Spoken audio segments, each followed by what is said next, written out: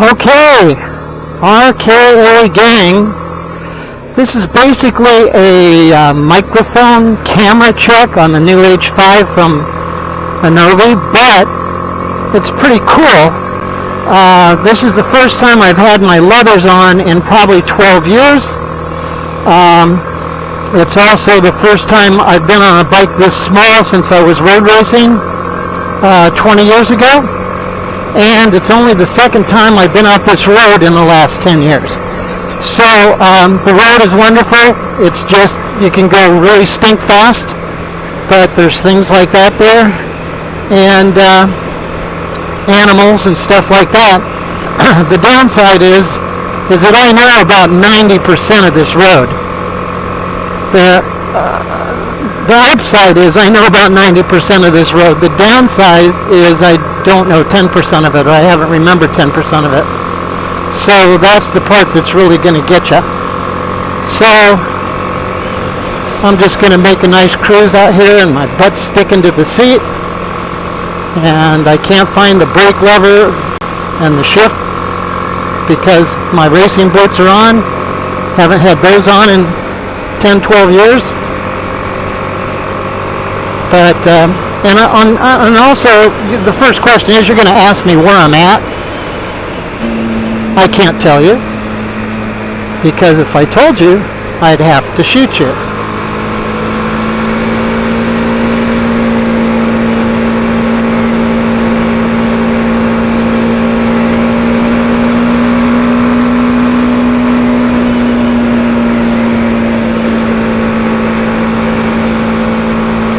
Now, once I get a few laps on this, and it's 11 miles, so there's a lot of turns to pay attention to, a lot of blind corners. But after a few laps, I should be able to nail it down and get comfortable on the bike, get comfortable on my leathers, and be able to go ripping out here a little bit faster than 50 miles an hour.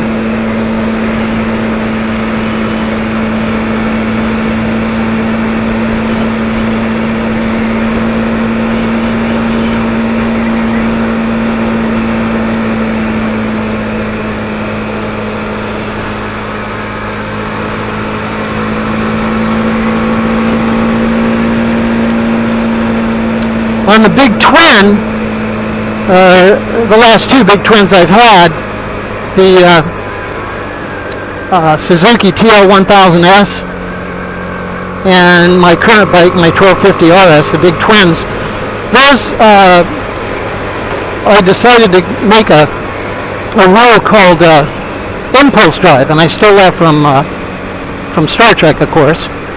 But impulse drive is third gear, no brakes.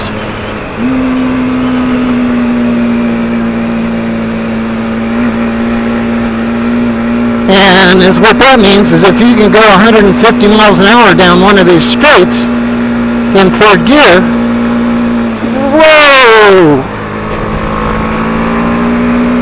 So there's one of the other bad things about the road, is other motorcyclists for one, and people that are stupid on cars.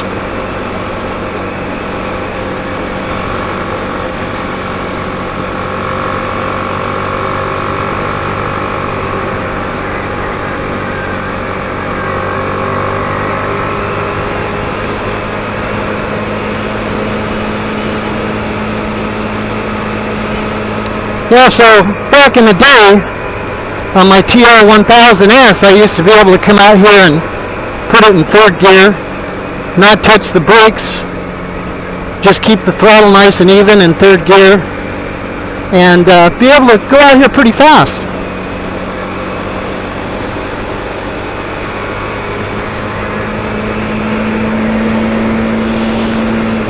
And of course, this little 310 single, I'm trying to figure out the gears on it. It's like one of those bikes that's geared such a way to start off you don't even have to use first gear sometimes. You run out of gear really quick.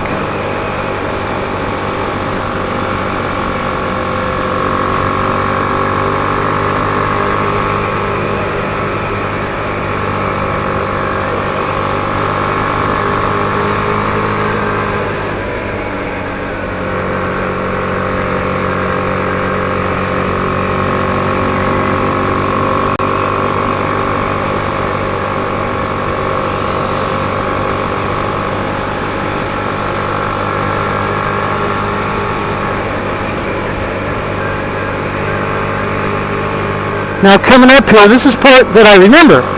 At the top of this little hill here, there's a turn that is probably the tightest turn on the whole road. And this is a hard one to go through in third gear on a big bore bike.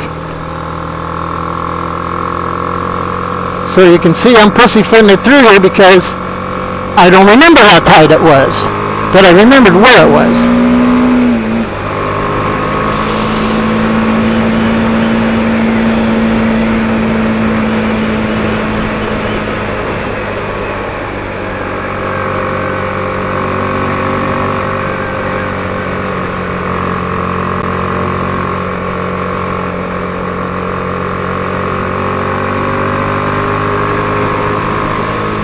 Back when I was road racing, we used to come out here, the road racers, and there was probably 10 to 20 of us would come out here, and it was really a lot of fun because there was no posing or anything, or nobody being an asshole, because we road raced against each other every weekend, and we already knew what the pecking order was. So, you know, the fast guy would lead, but then he'd go back and go to the back and let some of the slower guys lead, and nobody would ride over their head. And it was really made for some fun times. And then it started getting more and more crowded out here, and more groups coming out. And there's the fast guys. Say we're coming in, they're going out. The fast guys would go by, zoom, zoom, zoom, look really good. And then the intermediate guys would come by, and they were kind of okay, going a little bit slower, but they looked a little shaky. And then the slow guys. Now the slow guys, they were weaving all over the road, crossing the double yellow, doing really, really bad things. And they almost took us out a couple of times, so we kind of gave up on coming out here. Now I'm totally surprised that we haven't seen any other motorcycles out here. It's Sunday morning. It's like 75 degrees. It's beautiful.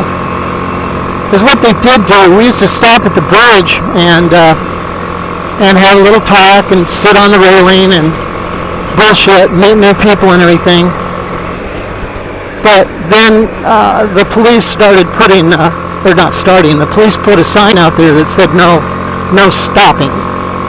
So that kind of made it kind of ugly. If there weren't any cops out there, it was okay. And I wouldn't be surprised if I ran into a cop right now, but as slow as I'm going right now on a little 310 single-cylinder motorcycle, they're probably not going to bother me. Now see, this is a turn I should be able to rip through at about 65, 70 miles an hour, and I'm doing 46. So, I got a little ways to go. Now, if you don't know me, I am an old man. I don't really care to say I'm an old man, but I am. Turned 75 years old this year. But I'm riding my motorcycle. I'm riding my bicycle. Now, once we get down around this turn or two down here, there's a little straightaway where a big bore bike can probably get up to 150, 160, but then you got to stop it. So right here, you could really get it going right here, especially if you come out of that last turn with a head of steam. So if you can come out of that last turn about 80, 90 miles an hour, which a lot of guys can, you can hook it right here. But now you got to stop, well, slow down, and make this turn. And these are all big sweepers, really fast.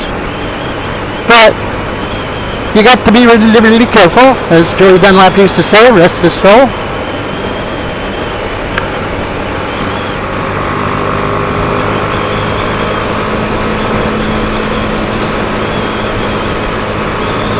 And if you really want to get serious about coming out this road, you should do what I'm doing right now. Take a slow reconnaissance ride out. Make sure there's no bark from truckers hauling logs in the road. And there's a minimum of trucks. Sometimes there are a lot of trucks coming in and out of here.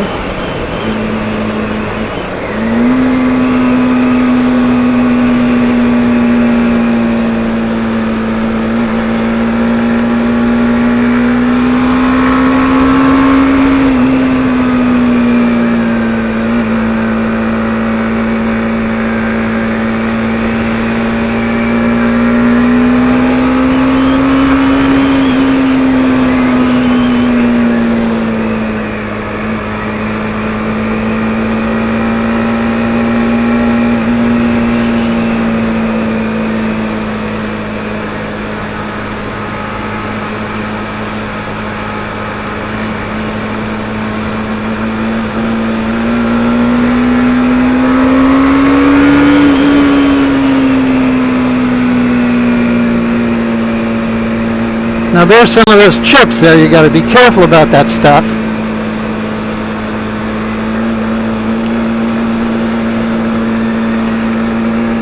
So we're coming kind of down now back into this little valley here, and we're pretty close to the bridge. Not quite sure how far we're out. It says we've gone 17 miles, and it was 6, 7, 8 miles to here. So 9 miles. So we're about a couple of miles out from the bridge right now. And while we're coming up to the bridge, I'll tell you a little story. A good friend of ours was out here. Now, I wasn't here that day. I didn't see this. But he was going out the way I'm going, out to the bridge. And he got down to the bridge, and there was a big wild boar down there with a baby. And the baby, you know, was just standing on the side of the road. So anyway, he decided to just go on by him. And the little baby started running out on the bridge. So he decided he'd go ahead and chase him a little bit, just have some fun. So he chased the little baby pig out onto the bridge, and it made a sharp left turn and went off the bridge. And it's like 10,000 feet down off this bridge. Oh, so he felt so bad. You know, he didn't mean to kill the poor little guy. He was just wanted to kind of have some fun. But then when he got to the bridge, he stops there and turns around and takes a break, and the mama bear, she's standing in the middle of the road on the bridge. And she's not very happy right now. So I forget exactly how he got by that pig or boar, but it was pretty exciting, to say the least. I would have really loved to have cameras. Now, I don't know how everything's going to turn out. I'm going to have to do some editing and stuff. Oh, we got little pheasants, little babies. No, get out of the way. Okay, so anyway, I just got to tell you, I feel really comfortable right now. I'm having a good time. Haven't been out here in a long time.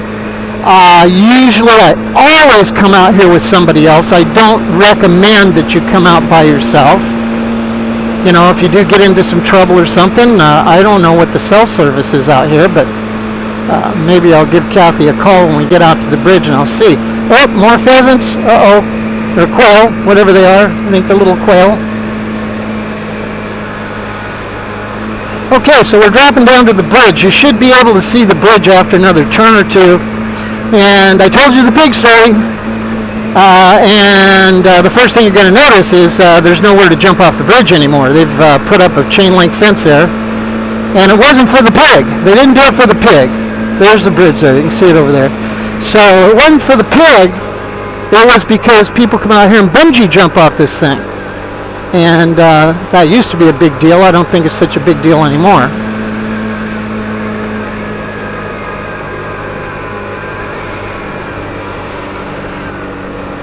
And I don't see anybody out here. Looks kind of quiet. Yep, nobody here. Yeah, so you can see now, no pigs can jump off and no bungee jumpers can jump off. Well, I guess they could if they wanted to.